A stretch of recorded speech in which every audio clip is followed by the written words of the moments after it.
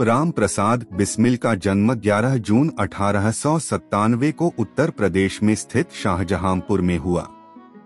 Ram Prasad Bismil British उपनिवेशवाद के खिलाफ लड़ने वाले सबसे उल्लेखनीय भारतीय क्रांतिकारियों में से थे। उन्होंने 19 साल की उम्र से ही बिस्मिल के नाम से उर्दू और हिंदी में शक्तिशाली देशभक्ति की कविताएं लिखनी शुरू कर दी थी।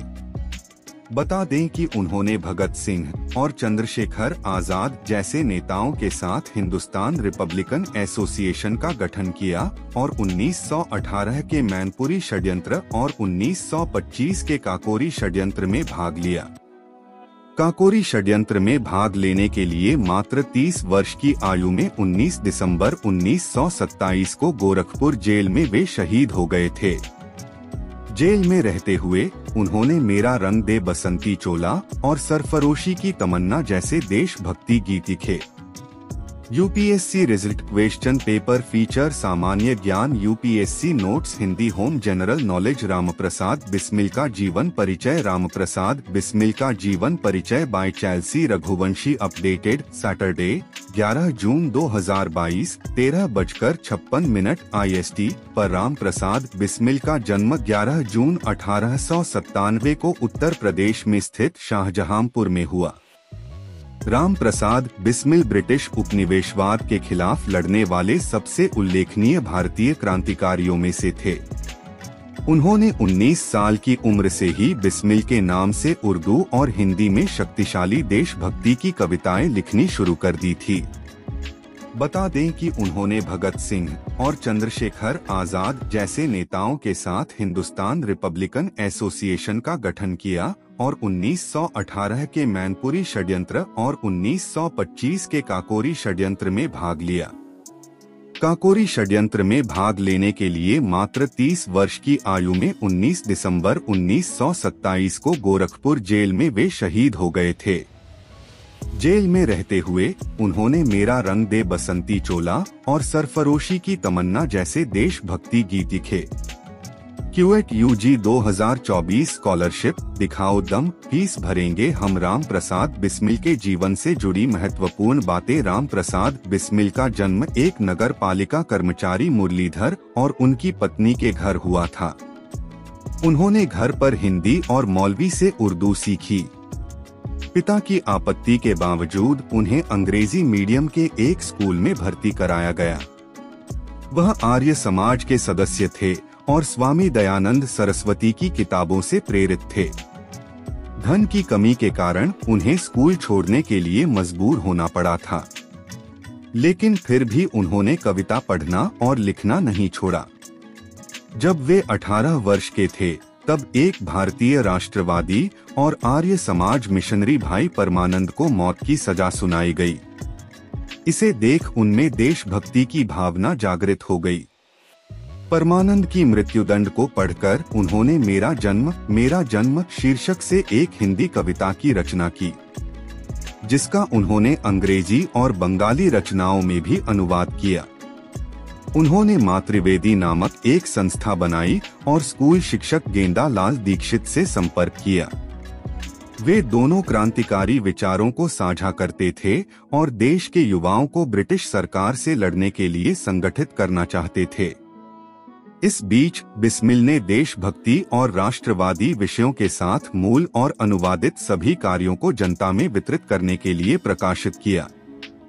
बिस्मिल 1918 के मैनपुरी षड्यंत्र में शामिल थे, जिसमें पुलिस ने बिस्मिल सहित कुछ युवाओं को किताबें बेचते हुए पाया, जिन पर सरकार ने प्रतिबंध लगा दिया था।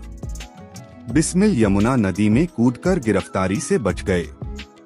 उन्होंने अहमदाबाद में भारतीय राष्ट्रीय कांग्रेस के 1921 के अधिवेशन में भी भाग लिया।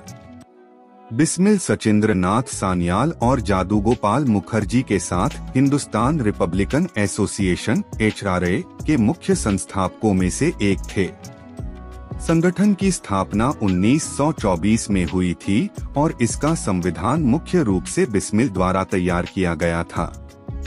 HRA ने कई पर्चे तैयार किए जो क्रांतिकारी गतिविधियों के माध्यम से लोगों को सरकार से लड़ने के लिए प्रेरित करने की मांग करते थे। बिस्मिल को शायद काकोरी षड्यंत्र मामले के लिए सबसे ज्यादा याद किया जाता है। सरकारी पैसे लेकर ट्रेन लूटने की योजना के पीछे वह मास्टरमाइंड था। घटना 9 अगस्त 1925 को लखनऊ के पास काकोरी में हुई थी। बिस्मिल ने 9 अन्य क्रांतिकारियों के साथ ट्रेन रोक दी और सरकारी खजाने को लूट लिया। कट्टरपंथियों ने साजिश के लिए अर्धस्वचालित पिस्तौल का इस्तेमाल किया। इस घटना में दुर्घटनावश एक यात्री की मौत हो गई, जिसने इसे हत्या का मामला बना दिया। बिस्मिल के अलावा ट्रेन डकैती में शामिल कुछ अन्य लोग अशफाकुल्ला खान, चंद्रशेखर आजाद, राजेंद्र लाहिड़ी, मनमथनाथ गुप्ता थे। जिसके बाद ब्रिटिश सरकार क्रांतिकारियों पर भारी पड़ी और काकोरी षड्यंत्र मामले के संबंध में 40 से अधिक लोगों को गिरफ्तार किया गया। हालांकि जो लोग इससे संबंधित नहीं थे, उन्हें सुनवाई के बाद छोड़ दिया गया। इस पूरे मामले पर 18 महीने तक कानूनी प्रक्रिया चली, जिसके बाद बिस्मिल, लाहिड़ी, खान और ठाकुर रोशन सिंह को मौत की सजा दी गई। कुछ अन्य को पोर्ट ब्लेयर की सेलुलर जेल में भेज दिया गया, जबकि अन्य को अलग अलग अवधि की जेल की सजा दी गई। गोरखपुर सेंट्रल जेल में बंद रहने के दौरान बिस्मिल एक राजनीतिक कैदी के रूप में व्यवहार करने की मांग को लेकर भूख हड़ताल पर चले गए। मौत की सजा पर व्यापक आक्रोश और क्रांतिकारियों के लिए विभिन्न भारतीय राजनीतिक नेताओं के समर्थन के बावजूद सरकार नहीं हिली। बिस्मिल को मात्र 30 साल की उम्र में 19 दिसंबर 1927 को गोरखपुर जेल में फांसी दी गई थी। राम प्रसाद बिस्मिल की प्रसिद्ध कविताएं बिस्मिल ने उर्दू और हिंदी में बिस्मिल, राम और अज्ञात नामों से शक्तिशाली देशभक्ति कविताएं लिखना शुरू किया, जिसमें कि उनकी प्रसिद्ध कविताएं मन की लहर और स्वदेशी रंग हैं। राम प्रसाद बिस्मिल का युद्ध नारा उर्दू कवि बिस्मिल अजीमाबादी द्वारा लिखित प्रसिद्ध पंक्तियां सरफरोशी की तमन्ना अब हमारे दिल में है, देखना है जोर कितना बाजुए तिल में है थी। उसे बहुत प्रेरित किया और वह एक भक्त अनुयायी बन गया। वह शाहजहांपुर सेवा समिति के स्वयंसेवी कार्यक्रम में शामिल हो गए।